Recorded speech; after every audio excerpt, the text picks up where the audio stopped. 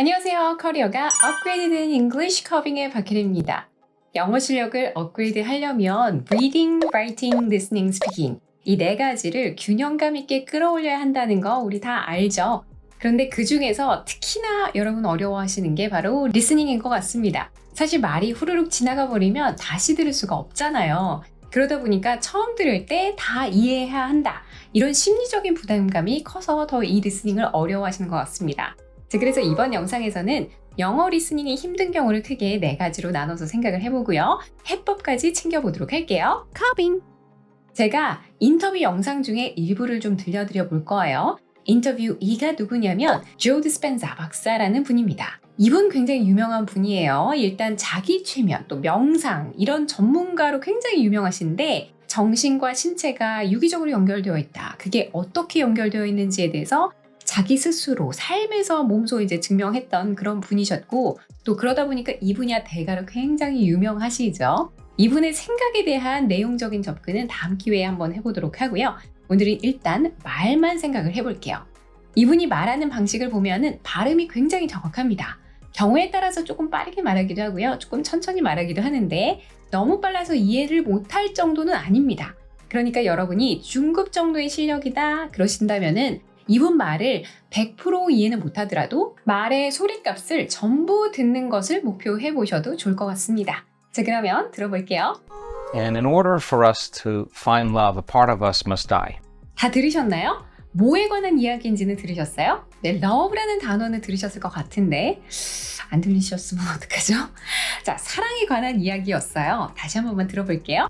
And in order for us to find love, a part of us must die. 네, 조 디스펜자 박사가 뭐라고 했냐면 In order for us to find love, a part of us must die 라고 했습니다. 우리가 사랑을 찾으려면 우리의 일부가 반드시 죽어야 한다. 이런 뜻인데요. 이 문장 하나 안에서 발음과 관련해서 우리가 포착해야 하는 현상이 포함되어 있습니다. 그래서 제가 뽑은 거죠. 뭐냐면 연음 현상. 연음은요, 앞단어의 마지막이 자음, 그리고 바로 그 뒷단어의 첫 번째 소리가 모음으로 시작하는 경우에 발생합니다. 자, 그럼 영어에서 자음과 모음이 뭔지를 좀 아셔야 될 텐데 모음은 대표적으로 아, 에, 이, 오, 우로 소리 나는 걸 말합니다. A, E, I, O, U가 모음이 되는데요. 근데 얘네들이요, 단어 속에 어디에 위치하느냐에 따라서 모음 소리가 조금씩 바뀌기도 해요. 아 소리를 만드는 A는 car, bar, father와 같이 아 소리가 나기도 하지만 어떤 단어 안에서는 A 소리가 나기도 하죠. cake, date처럼요. 에 소리도 나요. bad, sad에서 A는 이런 에 소리를 내는 모음이죠. 자, 이해되셨죠? 나머지 모음들의 경우도 얼른 쭉 훑어보시면 좋겠습니다. 보여드릴게요.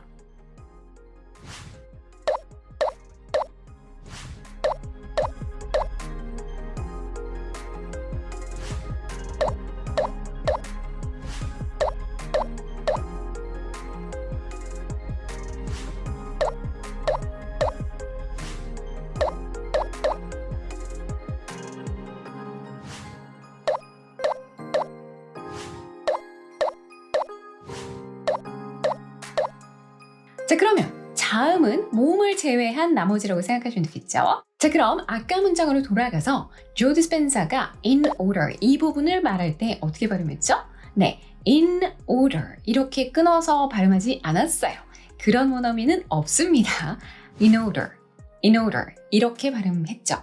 자, 그리고 for us 이것도 마찬가지죠? for us 이렇게 끊어서 친절하게 발음하지 않고 for us 이런 식으로 발음된다는 거죠.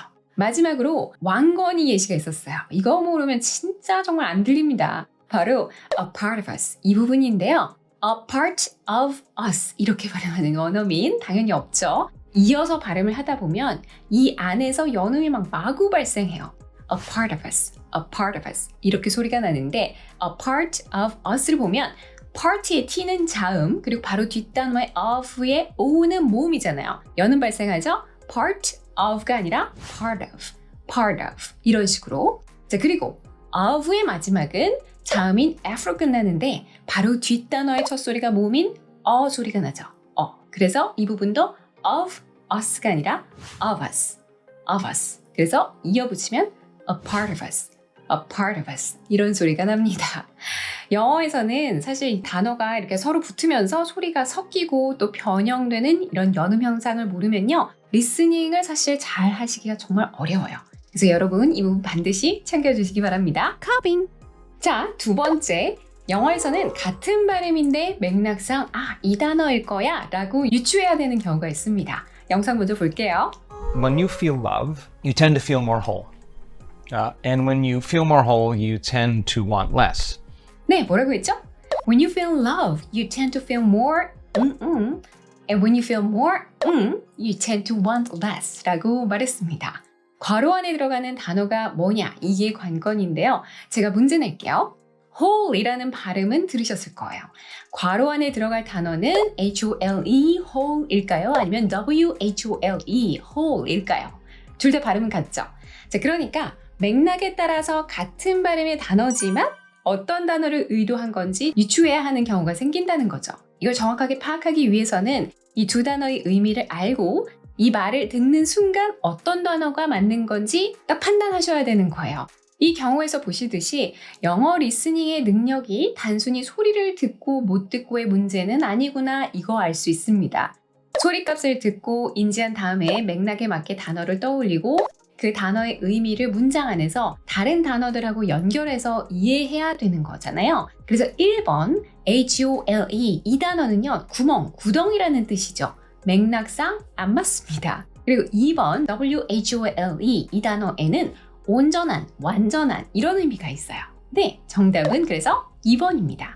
문장 전체를 해석하면 우리가 사랑을 느끼면 더 완전해졌다라고 느끼는 경향이 있습니다. 그리고 더 완전하다고 느끼게 되면 원하는 게 없어지게 되죠. 적어지게 되죠. 이런 의미가 됩니다. 자, 여기서 제가 you를 왜 우리라고 해석을 하죠? 이렇게 질문하시는 분들 계실까봐 살짝 설명을 드리면요. 이런 문장에서 you는 2인칭 너, 당신 이거 의미하는 거 아니에요. 일반적인 사람들이 이렇게 생각한다, 이렇게 행동한다 라고 말할 때에도 영어에서는 you라고 표현합니다. 우리말에서는 사실 그런 경우가 있죠. 우리는 그렇게 생각하잖아요. 우리는 이렇게 행동하죠. 이런 식으로 우리라고 한국말에서는 표현하는 반면에 영어에서는 you라고 한다라는 거 이것도 같이 알아두세요.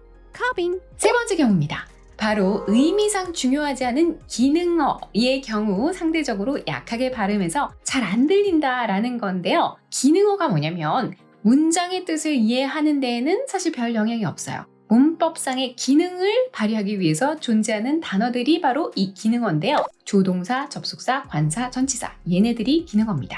자, 제가 무슨 말 하려는 건지 이것도 영상 먼저 보고 얘기 계속하도록 하죠. Soul can't go to the future. Can't go. Can't go if it's stuck in the emotion of the past. 네, 뭐라고 했죠? 뭐라고 막 뭉개서 말하는 것 같은 부분이 있었어요. 다시 한번 들어볼게요. Soul can't go to the future. Can't go. Can't go if it's stuck in the emotion of the past. 네, 주 디스펜서 박사가 뭐라고 했냐면 Can go to the future, can go. It can go if it's stuck in the emotion of the past. 이렇게 말했습니다. 말을 이 부분만 들어도 뭐 얘기하려고 하는 건지 대강 알겠다 이렇게 짐작은 할 수 있어요. 앞문장에서 주어는 우리가 못 들었죠. 없었어요. 뭔가가 미래로 갈 수가 없대요. can go. 이걸 여러 번 반복을 해서 말했어요. 그러면서 뒤에 덧붙인 말이 이시 정확하게 뭔지는 모르겠지만 그게 갈 수가 없대요. 미래로 갈 수가 없다라는 거겠죠? 그러면서 조건절 if가 따라 붙습니다. 과거의 감정 안에 사로잡혀 있으면 이라고 말을 했어요. 여기에서 잘 안 들렸던 부분이 바로 여길 겁니다. future 앞에 나오는 to the. 자, 그리고 stuck 뒤에 나오는 in the. 마지막으로 emotion 뒤에 따라붙는 of the. 얘네들. 그쵸? 얘네들이 바로 기능어예요. 얘네들은 문장을 구성하는 문법적인 측면에서는 중요해요. 근데 문장의 의미를 다르게 할 정도로 그 내용을 담고 있는 애들이 아니기 때문에 약하게 발음한다는 거예요. 그래서 대부분 흘리듯이, 뭉개듯이 발음되는 경우가 많습니다. 따라서 이런 것들도 어떻게 보면요, 여러분 100% 청취 실력에 달려있다 이렇게 보기 어려워요. 문장의 구성이 이렇게 되겠구나 라는 감을 가지고 뭉개져서 발음되는 그 사이에 들어갈 단어가 여기서는 이런 정도를 말했겠구나 하고 인지하고 넘어가는 거죠. 자, 그래서 두 번째 경우와 마찬가지로 리스닝이 소리를 100% 듣는다고 해서 다 되는 게 아니다. 이 경우에도 사실 해당된다라는 겁니다. 커빙! 자, 마지막 네 번째 경우입니다. 바로 내가 단어의 정확한 발음을 알고 할 줄 알아야 비로소 들린다 라는 겁니다. 자, 이것도 영상 볼게요. That emotion is going to drive a certain behavior and cause you to think a certain way, and you're on the wheel. 아, 이 아저씨 진짜 너무하시네. 아, 꼭 그렇게 인정머리 없이 휘리릭 말해야 되냐고 라고 하시는 분들 계실까봐 한 번 더 볼게요. That emotion is going to drive a certain behavior and cause you to think a certain way, and you're on the wheel. 자, 듣습니다. 뭐라고 했냐면요. That emotion is going to drive a certain behavior and cause you to think a certain way and you're on the wheel 라고 말했습니다. 무슨 말이냐면 그 감정은 특정한 행동을 하게 하고 특정한 생각을 하게 하고 당신은 그 끝도 없이 이어지는 쳇바퀴 안에 갇히게 됩니다. 이런 말이에요. 자, 이 문장에서 우리가 초점을 두어야 할 부분은 바로 이 단어입니다. 이거 한국말로 우리가 보통 어떻게 발음하죠? 네, wheel이라고 해요. 옛날에는 화이트 이런 단어에 화 이런 소리가 나서 그런지 몰라도요. WH로 시작하는 이런 단어들을 which, what, when 이렇게 가르쳤다고 하더라고요. 그래서 WH로 시작하는 will 이것도 will 이렇게 발음될 것이다 생각하고 또 그렇게 외우거나 배우신 분들은 will 이런 발음을 듣는 순간 이 소리값과 이 단어가 머릿속에서 매칭이 안 되는 거예요. 그러니까 단어를 인식 못하는 거죠. 뭐라는 거지? 마지막 단어가 뭐였지? will이라고 한 것 같은데 문장 구조상 조동사 will이 여기서는 들어가면 안 될 것 같은데? 그리고 will에 의지라는 명사도 있는데 여기서 그렇게 쓰였다 그래도 말이 안 되는 거 아니야? 막 이러면서 이 부분의 의미가 그냥 통째로 날아가 버리는 거죠. 그러니까요. 개별 단어의 정확한 발음을 알고 내가 그 소리를 낼 수 있는 거 리스닝을 하기 위한 필수 전제라고 할 수 있습니다. 커빙! 이번 시간에는 영어 리스닝이 왜 잘 안 되는지 그 이유를 유형별로 4가지 나눠서 생각해 봤는데요. 여러분이 리스닝이 유독 잘 안 된다 하시면요. 이 4가지 유형 어디엔가에 속해 있으실 거예요. 자, 그런데 그 중에서 특히 어느 부분이 부족했는지 이거 좀 생각해 보시고 그걸 좀 보완해 주시면 리스닝 많이 늘 겁니다. 자, 이번 영상은 여기까지고요. 커빙을 구독, 좋아요, 알림 설정 해주시는 많은 분들 정말 감사합니다. 다음 영상도 알차게 준비해 볼게요. 다음 시간에 만나요.